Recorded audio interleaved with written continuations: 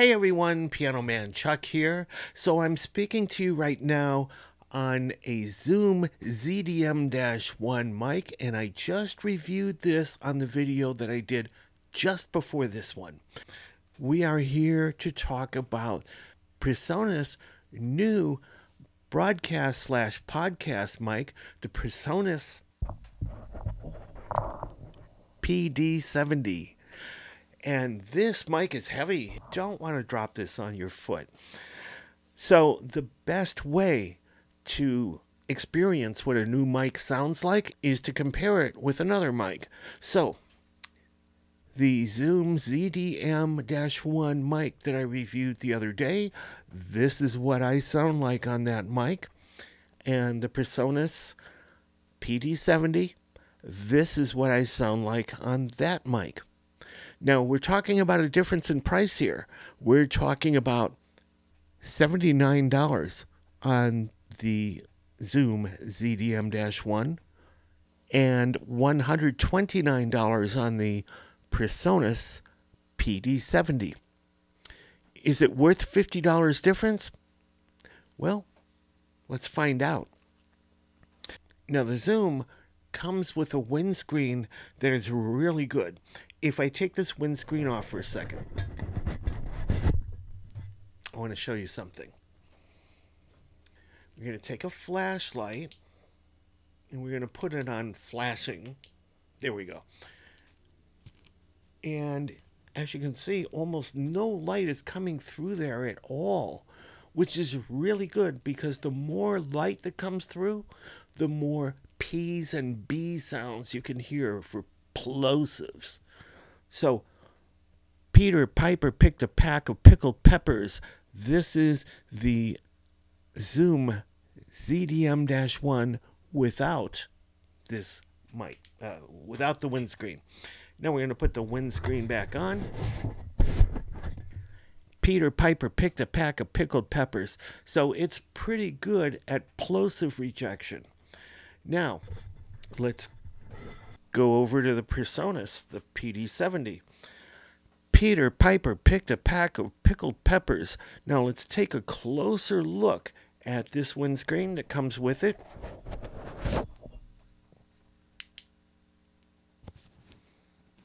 And you can see light coming through there. So as much light that comes through, that's how much the plosives are going to come through as well. Peter Piper picked a pack of pickled peppers. All right. So we're going to put that back on so you can hear the difference. Peter Piper picked a pack of pickled peppers. Now, I want to get into other windscreens for this too, but before I do, everybody is trying to mimic the Shure SM7B, and that is a $400 microphone. And I have one right here.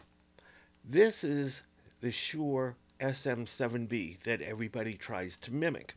And if you look, this is a much bigger microphone than the PreSonus is, even though it does a pretty good job trying to mimic it. Okay? But I want to show you something interesting. If we take the cover back off again, and we look at this metal grill that surrounds the capsule, it is very similar to the metal grill that surrounds the capsule in the Shure SM7B.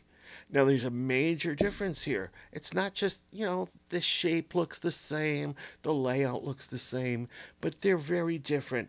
If you look at the capsule in the Shure SM7B, it's a good 2 inches or so beneath the top of the grill here. So that forces you, even if you're on top of the mic, it forces you to be at least 2 inches away from the capsule. And that helps a lot with plosives. But if you look at the PreSonus, the capsule here is about an inch, maybe even less than the top of the grill. So even if you're on top of it, Peter Piper picked a pack of pickled peppers, and of course that's without any windscreen. you can do the same thing on the Shure SM7B, but it forces you to be at least an inch away more than you are on this. Now, I want to show you something else. The windscreen that comes with this. You can see light coming through. So that means you're going to get some plosives here. So Peter Piper picked a pack of pickled peppers. Let's try it again with this windscreen. Peter Piper picked a pack of pickled peppers. It helps a little bit. But if you really want to get rid of the plosive issue, and since it tries to mimic the Shure SM7B so much, well, let's put a Shure SM7B cover on here. You can buy a replacement Shure SM7B cover, and you can place it on the PreSonus PD-70. So here's what it looks like now with a replacement Shure SM7B cover on it, and it even looks more like a Shure SM7B. So let's see what that is like. Peter Piper picked a pack of pickled peppers, and you might have heard some plosives there, because with the Shure SM7B,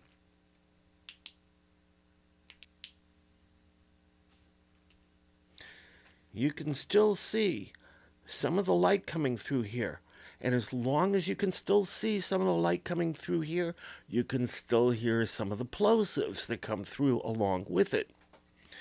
Now, Shure has a fat windscreen. And if you put the flashlight through that, there is absolutely no light at all coming through. So, since the PreSonus PD-70 tries to mimic the Shure SM7B, and even with that built-in metal grill, it just so happens that the Shure replacement windscreens will fit this perfectly. So let's put the fat windscreen on there. And now let's try it. Peter Piper picked a pack of pickled peppers. So you completely get rid of all the plosives when you use the fat windscreen. And as far as looking like a Shure SM7B, let me go back and put the Shure SM7B cover on here, windscreen on here, so that it looks more like a Shure SM7B. Let me show you something here. Again, this is the Shure SM7B. It's a lot bigger. It looks a lot more like the Shure MV7. It's about the same size as the Shure MV7, and it looks a lot more like the Shure MV7. Either way, this does a great job. So right now, we're operating the PreSonus PD-70 mic with the Shure replacement windscreen on here. The smaller one, not the fat one. The fat one will definitely get rid of all the plosives for you. But just to make it look more like a Shure SM7B, this is what we're going to use right now. This is the smaller windscreen on here. The one that you're used to seeing when you see a Shure SM7B used in a YouTube video. And we're going to use that to compare against the Zoom ZDM-1 that we covered the other day. So, here we go. Let's start out with the Zoom. Peter Piper picked a pack of pickled peppers. And let's go over to the PreSonus. Peter Piper picked a pack of pickled peppers. This is me speaking to you on the Zoom ZDM-1 microphone. It's a broadcast/podcast microphone, and it goes for $79. It's a great entry-level mic. For $50 more, you can go with the PreSonus PD-70. This is also a broadcast slash podcast microphone. For $129, you can sound like this. And if you go with the fatter windscreen that's built for the Shure SM7B,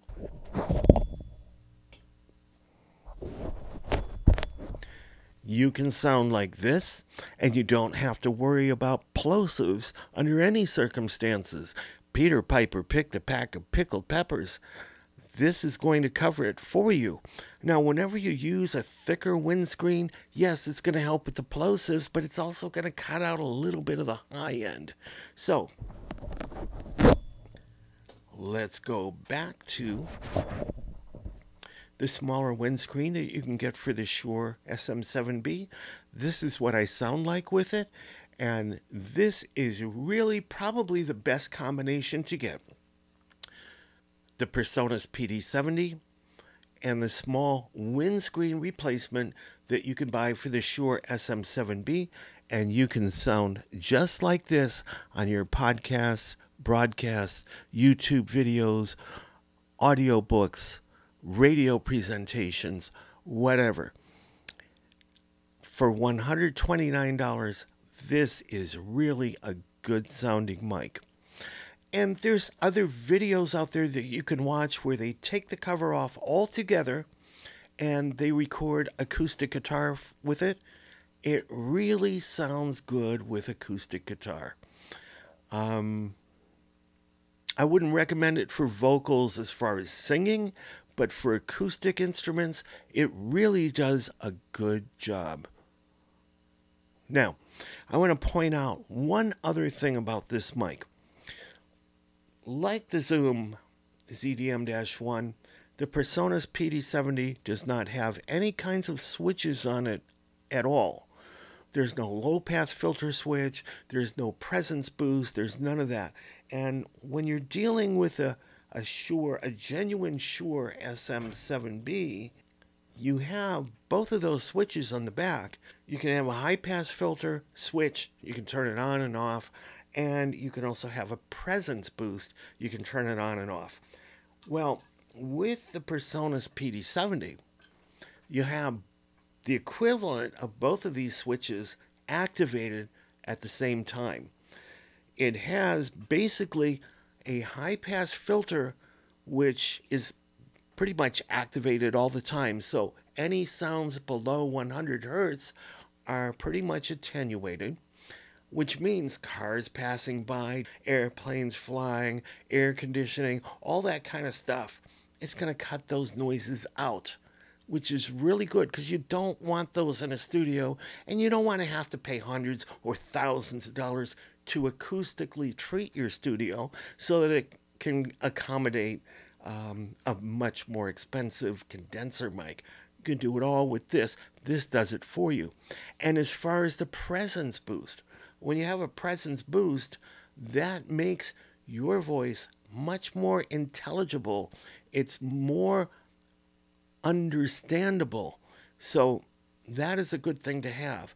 Now on their presence boost, basically it's a very gentle slope starting at 1 kilohertz and gently rising to about 10 kilohertz. So you have kind of the best of both worlds with the PreSonus PD-70. In other words, if it had the switches that the SM7B has, they would both be on. So that's pretty much it in the nutshell for the PreSonus PD-70. This is a really nice mic, and after trying this for a while, I can say I would highly recommend this mic. It is really nice, it's a budget price, and it will serve you well for many years.